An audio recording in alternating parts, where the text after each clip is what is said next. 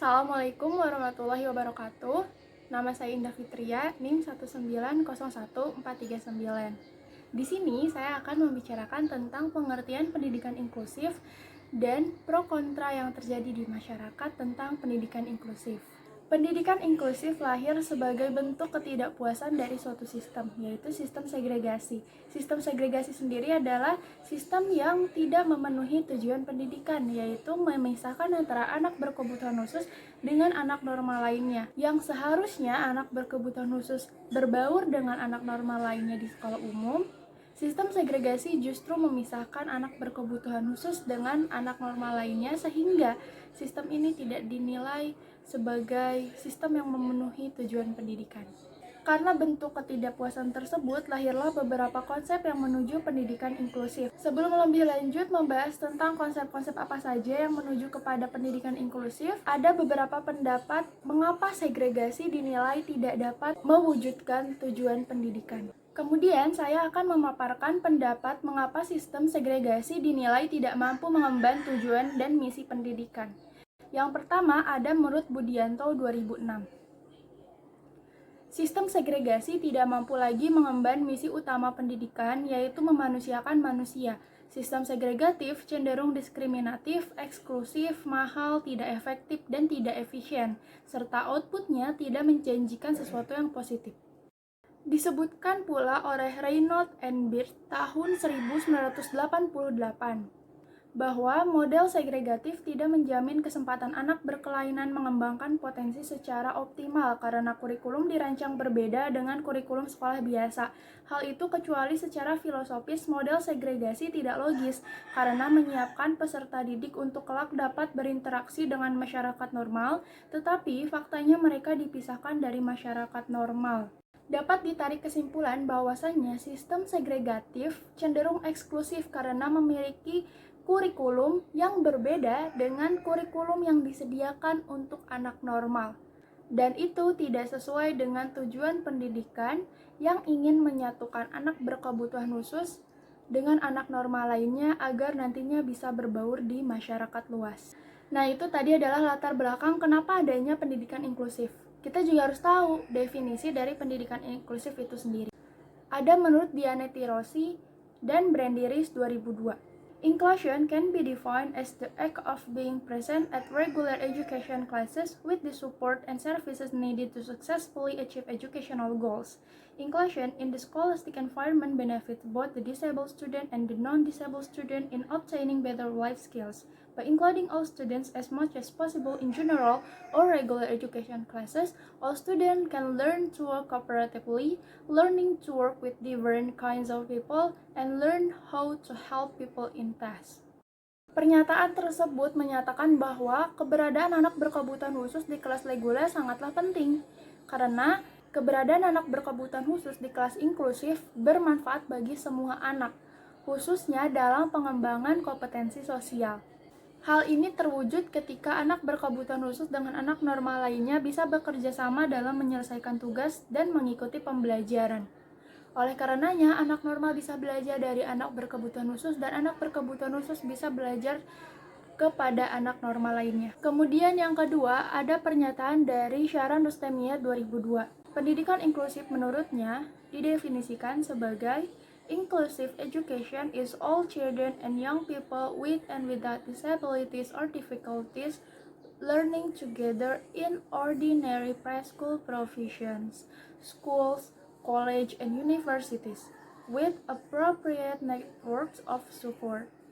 Menurutnya, jika ada pendidikan inklusif, maka anak berkebutuhan khusus bisa mengikuti pendidikan inklusif itu dari mulai TK, sekolah dasar, sekolah menengah pertama, SMA, sampai university atau universitas. Dilihat dari pengertian atau definisinya, pada nantinya pendidikan inklusif memiliki tujuan yang pertama adalah menormalkan bahwasanya masyarakat memiliki keunikannya tersendiri atau masyarakat memang diciptakan berbeda-beda.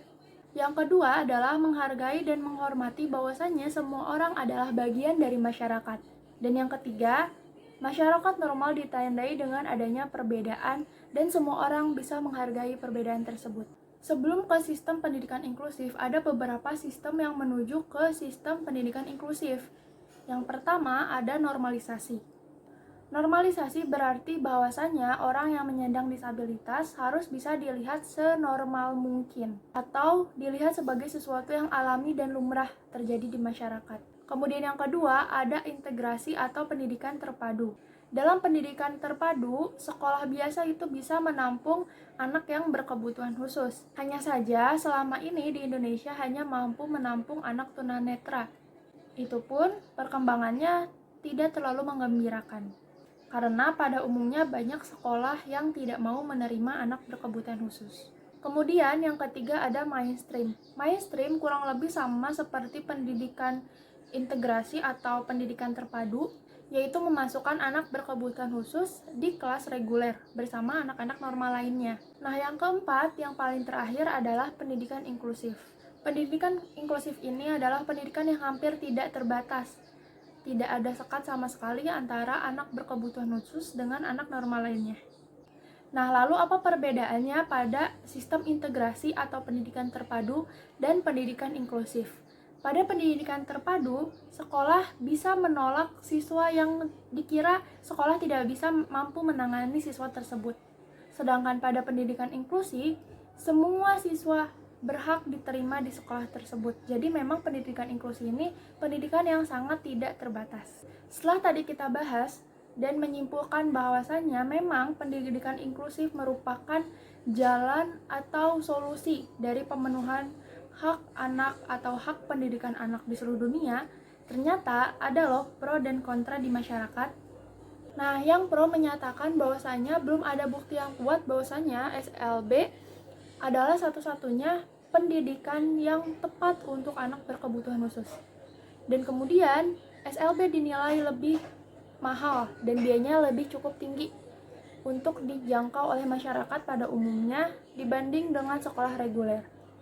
Kemudian yang ketiga, banyak anak berkebutuhan khusus yang tinggal di daerah pelosok atau desa-desa kurang bisa menjangkau sekolah luar biasa atau pendidikan khusus bagi anak berkebutuhan khusus. Keempat, jika anak berkebutuhan khusus disekolahkan di SLB, maka akan adanya perbedaan atau akan adanya pandangan di masyarakat bahwa anak-anak yang sekolah di sekolah luar biasa adalah anak-anak yang berbeda dan tidak dapat disatukan di masyarakat.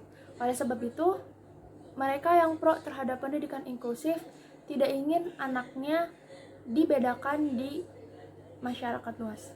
Kemudian, adapun yang kontra terhadap pendidikan inklusif. Yang pertama, bahwasanya pendidikan itu sudah diatur dalam perundang-undangan, khususnya bagi anak berkebutuhan khusus. Yang kedua, hasil penelitian masih menghendaki beberapa jalan atau alternatif pendidikan bagi anak yang berkebutuhan khusus.